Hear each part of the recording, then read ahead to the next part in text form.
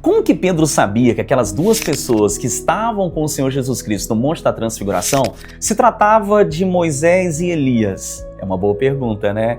Bom, esse episódio em questão está descrito no livro de Mateus, capítulo 17, do verso 1 ao verso 4. Mas eu vou pegar só o verso 4 aqui para a gente poder ler, ó. Então Pedro disse a Jesus: Senhor, é bom estarmos aqui. Se quiseres, farei 3 tendas, uma para ti, uma para Moisés e a outra para Elias. Deu para a gente poder realmente aqui, ó, notar que Pedro sabia que se tratava de fato de Moisés e Elias, mas como ele chegou a essa conclusão, hein?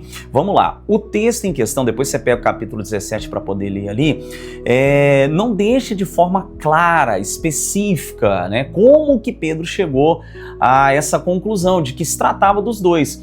Mas existem 2 linhas de pensamentos e eu vou compartilhá-las com você aqui nesse vídeo, que são as mais aceitas entre os teólogos e que eu também acredito que deve ter acontecido, tá bom? Vamos lá. Primeira linha, e é a que eu mais acredito, tá bom?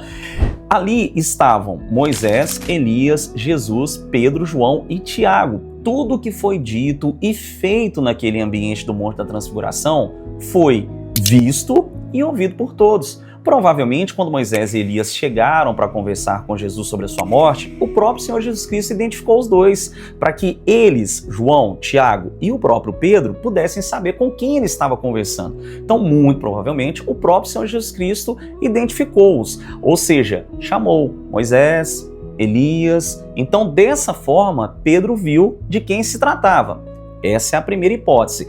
A segunda hipótese é que o próprio Espírito Santo talvez tenha revelado isso para Pedro. Não foi o próprio Espírito Santo que revelou que Jesus Cristo era o Cristo, o Filho do Deus vivo, para o mesmo apóstolo?